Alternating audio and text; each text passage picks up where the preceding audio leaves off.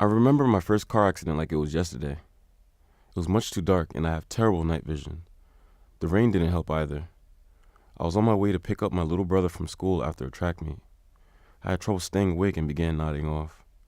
Next thing I know, the front end of my car wrapped itself around the guardrail. I didn't want to get behind the wheel ever again.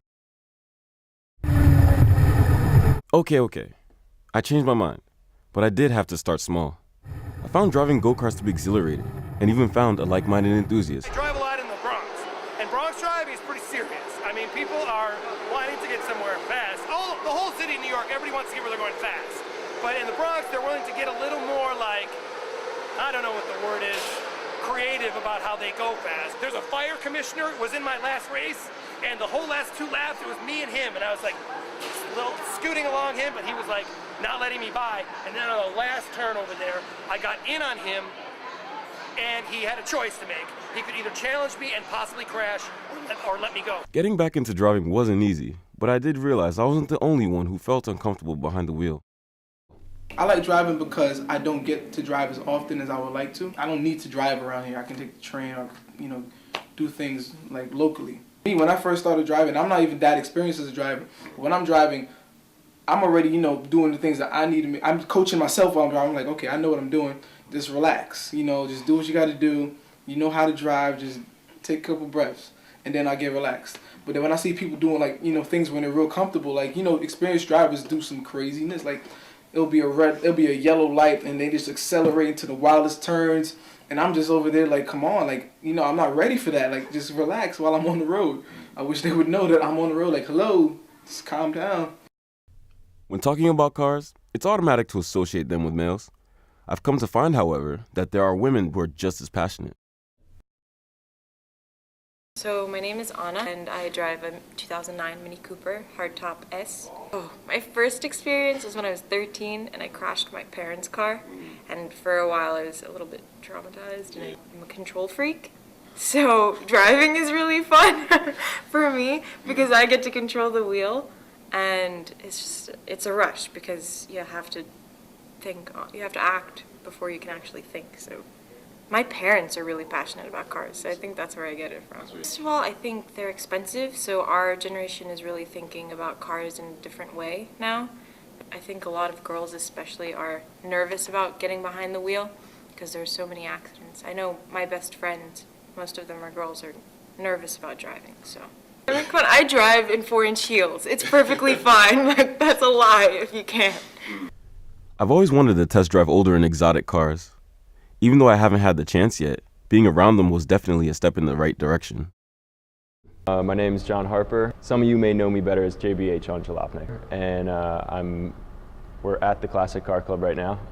We've got a fleet of 40 cars here. Everything from 60s Mustangs and Corvettes to brand new McLaren, Lamborghini. We've got a 458 Ferrari. And what we do is basically you join our club to use our fleet of cars. It wasn't really, there was no moment in my life where I was like, oh wow, cars are amazing, Before I could even remember, I've been obsessed with little toy cars. In fact, I got to the DMV just before I spent 2 hours at the DMV, and I looked in my pocket and I had a tiny little Porsche GT3 in my pocket. And so I was playing with that the whole time there. Way before I got my license, I was dying to get my license. And my dad and I actually did a trip from New Jersey to California and back in his '94 Volvo 850 wagon, and it was really slow, big Volvo brick. But he told me that I could drive in any state where I could own a gun or get married at age 12, which I was in 2001, I think. And so I drove in Wyoming. I feel like the U.S. And also maybe because of blogs like Jalopnik and stuff like that, it gets people more involved in what's going on, and it exposes a little bit more of it. So I feel like there's a kind of a resurgence of American enthusiasm. I think in the kind of most basic way, it exposed more people to more motorsport stuff, but in terms of true enthusiasm, I don't think it did much. It hasn't really had an effect personally on me, other than seeing the first movie and being like, whoa, Civics can actually be pretty cool.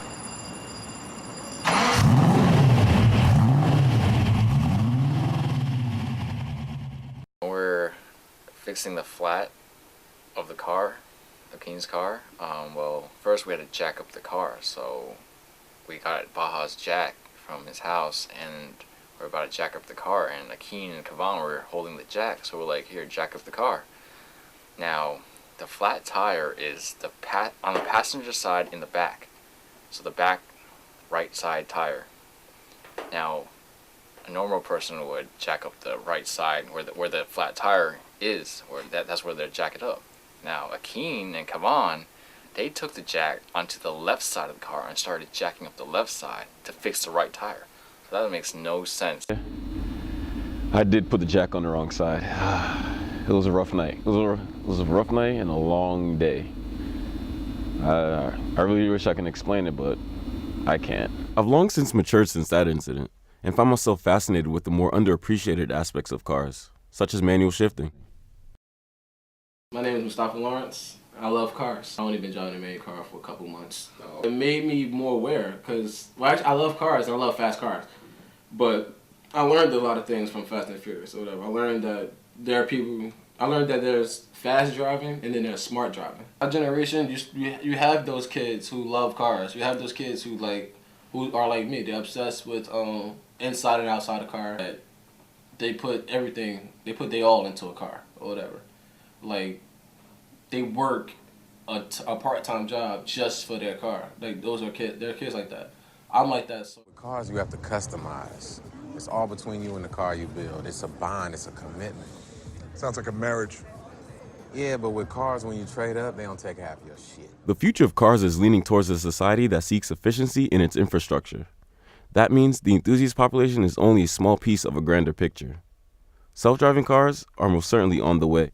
Mather, and I founded a company called Derivative D. The ultimate goal is by 2020, anyone can build an autonomous vehicle in 48 hours. So, like, imagine a startup weekend where someone puts together a self-driving vehicle. The impetus behind this goal is that we see the transportation problem in the world exacerbating because of limited road infrastructure or inability to afford some of the vehicles that are available. And so what I think is going to happen is what you could do is there will be parts of the country that'll be open to autonomous or to human driving. But I think the majority of the roads are going to be self-driving and support that. The infrastructure is going to support it.